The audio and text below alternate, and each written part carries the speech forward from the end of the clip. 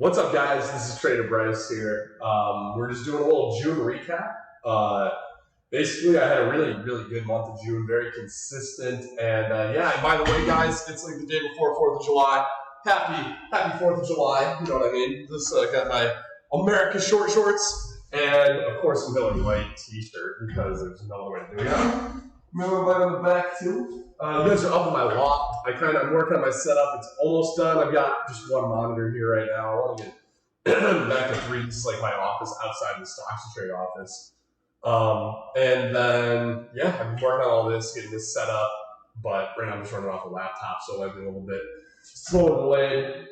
But anyways, guys, let's just get right into this. This should be up on Profitly and YouTube as well. So hopefully this helps you guys kind of just see like what I'm looking at on a daily basis and whatnot. I'll go over, my biggest trade, my biggest loser, my red day, my green days, just kind of things I noticed in the market that, a lot of you have a pretty good month.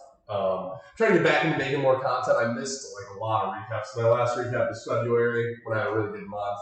No, was it? I don't think I did recap February. I didn't. I recorded it, didn't recap it. I didn't actually put it out there.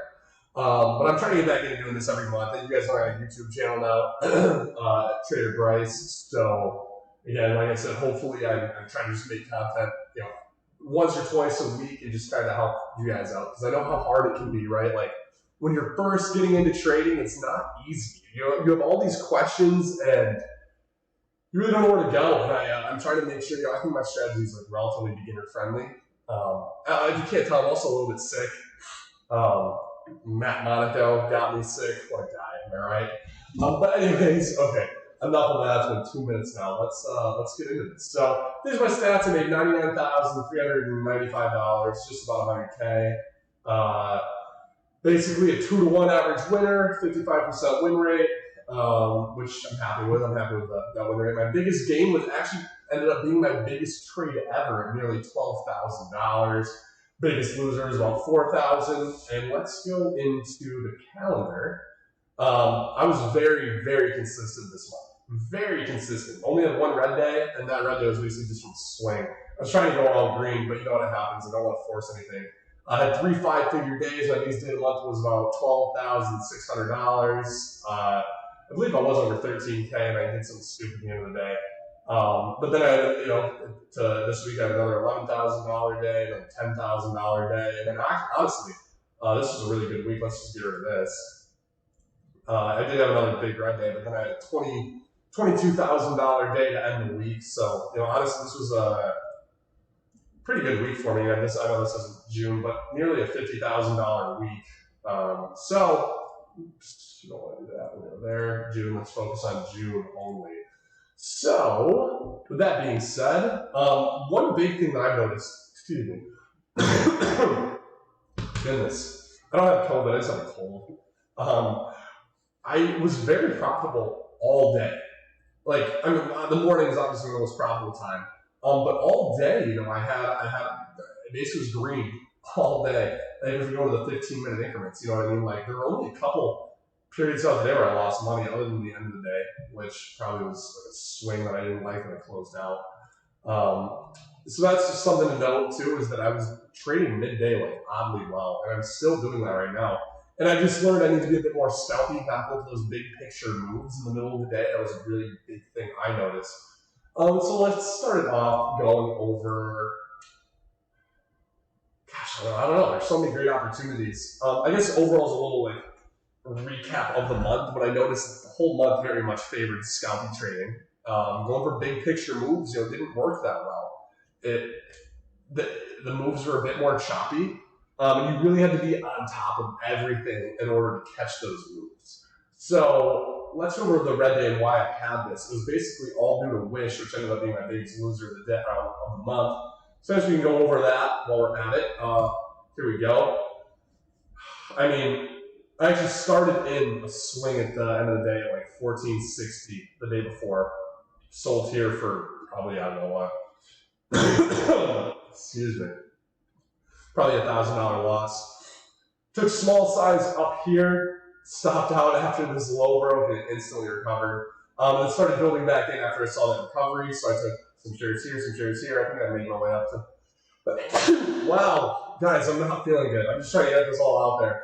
I built my way into an 8,000 share position size. I was oversized on it. It just didn't work. Once I saw that I had it here, and once I saw I just didn't want to hold, and we were getting towards the end of the day, I didn't like it anymore, so I cut again, tried a couple more times, and I don't know, turned into a $4,000 loser, roughly, yeah. So, too big of a loss, absolutely. But it was something I was sized up big on, and for the amount of shares I had, working my way to 8,000 shares, I'm not that upset with the loss. I just, again, I wasn't being scalpy with it, which I needed to be. So that's my red day. Let's go over a couple of really notable trades, and I'll go over VTNR, which was my biggest winner. Let's start here. What do we have here? This was not my biggest winning trade, actually. Let's go over RAT. This is a really fun one and a really good example of when it's important to understand level 2 for the kind of style I trade. My hair is just all over the place right now. Important to understand level 2 and kind of daily, intraday, multi-day structure.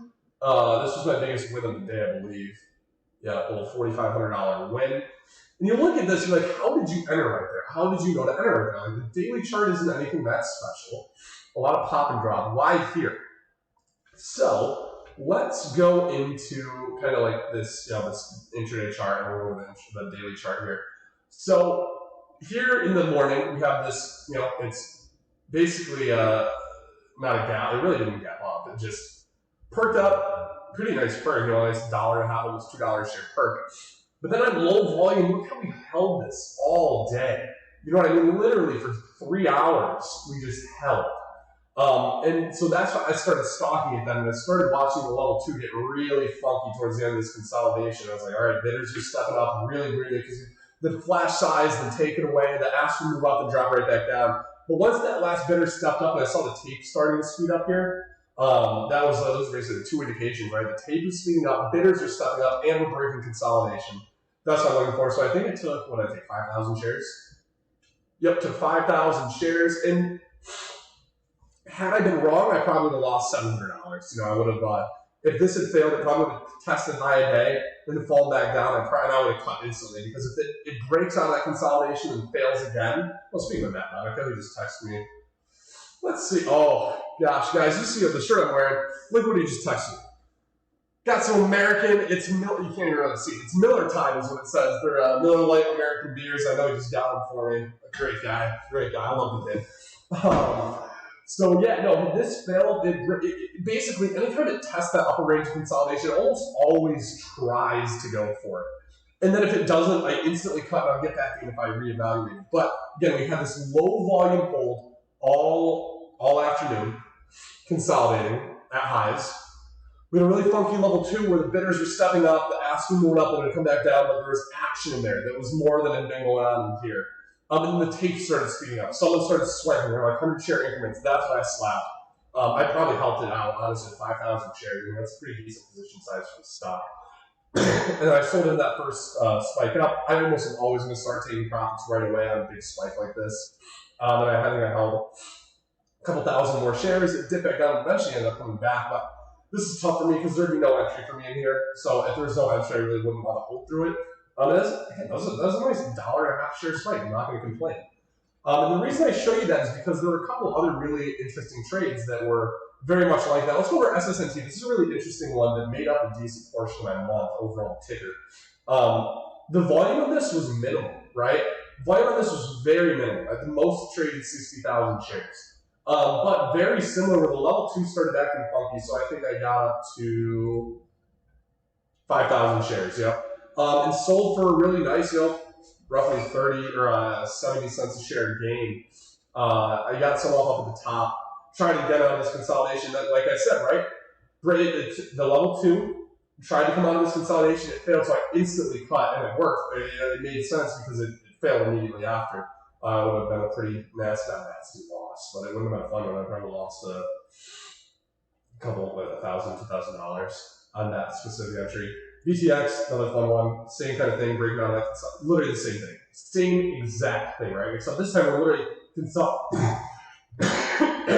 goodness gracious. Whew. Consolidating at highs, this is more of an ascending triangle than anything else. And once we test the end of that consolidation, tape starts speeding up, level 2, bidders start coming in. I took 2,500 shares. Is that all I took? Oh, no. Okay, I took 4,000. Yep, I took 4,000 shares. Because again, had it tested and failed, I would instantly cut.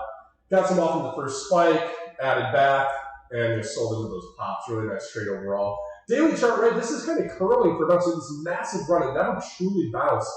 Tried this curl here, and it ultimately ended up kind of breaking through a few days later. But I was looking for this move higher. But once it moves this drastically, that quick, and it's not trending, I know there's probably a better to take some off, come back into pop, and then add some back. But you notice, like, those intraday charts all look relatively similar. Let's go through another example. No, that was VScanR, so I'll show you that one later. Oh, there's got to be another one. Well, this was so annoying. That should have been my big. They dropped the PR after hours, which was very unfortunate. This was just a bigger picture play, short squeeze play idea. And I got some off up in here. I think I had 15,000 shares of this. I had 5,000, 5,000, 5,000. And this was the breakout level. So once we didn't get through it, I was like, you know what, it's not worth it. So I took 10,000 off on here and come another 5,000 there. I was up, over 13,000 on the peak, but my idea was I wanted to break out to like 12. Unfortunately, I dropped that PR after hours. UPC was a fun little trade here. Pretty easy one for me. So we get this, right, low volume hold all day. I actually missed the first spike. When it came back down to level 2 held up. It's the same idea, right? We get this spike, it holds on low volume, so I took, there's a lot of shares, 15,000 between all here, and sold into this pop. It had to be a scalp, unfortunately. I wanted more than that, but the level 2 just never. So here's the deal. I have a rule with these low volume trades I take, right? So this one candle here is 100,000 shares in 1 minute. Actually, I don't know. You can see on the 1 minute chart. Yeah, 150,000 here. That almost always signifies the top unless it breaks through and more volume comes in. More volume didn't come in, so I had to cut the next candle and eventually cut the rest here, try and generate there. But that's why I stay safe in those low volume trades. When that volume does come in, if it doesn't come in, I dump, and I'll probably take $1,000 loss because I'm oversized and I accept slippage. But again, I know I'm only taking this when I see bidders stepping up in the level 2 that I know I can dump into if needed. See anything else here? Oh, you know what? Yeah, here's another example of what I was going over right. What I was going over earlier. This WAFU trade. I was actually in Colorado for this entire week from here to here. This day I was boarding a plane. I took a loss on WPG, trying to go for this gap and go kind of strategy. Didn't happen, and eventually ended up working. Had I been watching it, or had I been not on a plane, I would probably be taking it here in the 520s, 530s. Sold into this high day spike, and probably again in the 560s, selling up into the 6 to 620 push. I probably wouldn't have done this move, but excuse me. RHE. I got this nice little spike. So anyway, I don't know why I was showing that. But yeah, that's what I was in Colorado from here to here. So I had some pretty nice trades in Colorado. But this one specifically, WAFU, this is the reason I wanted to show you this. Because it's the same exact pattern, right? Spike, low volume hold. I had to take an early entry because I was driving. And I was like, I just put my risk on 750. But I like the setup. And I ultimately pulled over when I got a price alert going off. Sold into this. My plan was to get $10, and it ended up going to $12.50. So I got half off at 9. I think it only took 1,000 shares. Yeah. Took half off over 950. I think it was right on this halt. And then I took the rest off the time. That's for my plan. It ended up halting again, which is wild. But still a nice trade. But I'm trying to get used to that pattern. It all comes out. That trade very well could have not worked. I'm sure the level 2 was very similar, as it always is, with those low line holds. But to find those plays, guys, I'm using stock trading scan, right? The new high day scanner, the top percent gain scanner. I'll custom filter them so that I'm not necessarily scanning based off of volume, more so price. Because I like playing the stocks where you're like, $3 to $7, $8, $9, $10. I tend not to do this strategy on stocks that are too far over, like $12 or $13. Every now and then, but I don't filter by volume. I'll do a little bit just to make sure it's not like one share traded. But I'm just looking for that spike in the low volume. Well, the low volume hold means that someone is probably holding that stock up. Someone, something. There's an agenda there. So yeah, now let's go over my biggest trade ever, VTMR. Gosh, I feel like I'm dying here, guys. So here we have basically an all day. This is the gap day, the date gap. Some news, like I don't even remember what the news was, honestly. But we have this basically this wedge all day. I wish I could draw lines on here, but I can't. This wedge. So I took the first bit here out of this little bull flag break. Took it again out of this bull flag break, and then took this next entry here out of this all day whole bull flag break. I think I got up to. What did I get up to? 10,000 shares. That was all I was allowed to have. I didn't have enough money for more because I was in another position, I think. Some of the 14s. My plan was honestly to get this into the 15s. I really thought this could make it into the 15s. I wanted to hold it for there. But once I saw this level 2 just start, that the volume was fading off, I was like, we'll take some off here. So what did I take off? Let's see. Took off 2,500, another 1,000 probably out of my book. We got 5,000 shares, and then I added back some here. I think I added back full size, 5,000 shares, and I was hoping for that push, and it just didn't happen. So it was all good. It was still a great trade. Took advantage of big piece of the move, and I'm happy how I traded that. So guys, that's basically my month. In terms of, like I said, lessons I've learned, if there's no bigger picture plan like there was with VTNR, and I really wanted that 15 push, scalping was the way to go for this month. And, there are a lot of random pops, and that's I scalped the majority of these trades.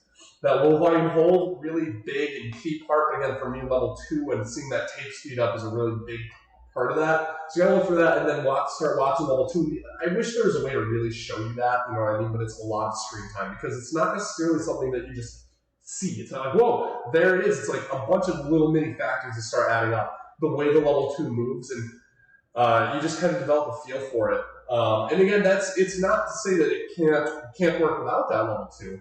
It's to say that it's like a confirmation factor. The pattern is breaking. The tape is speeding up. The level 2 is accurate. There's 3 factors that I'm looking for. The daily chart's decent. There might be a trend break on the daily chart coming up. So I'm looking at all those factors, and it just comes down to repetition, repetition, repetition. So start going back and looking through those charts.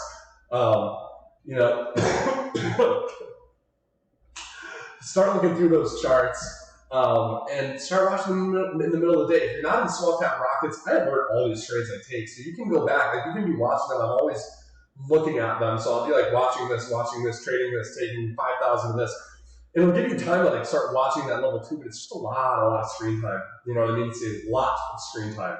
And always be watching level 2 at key areas. Notice I'm not watching level 2 at, I don't know, what was this one? No. Not level 2 trade.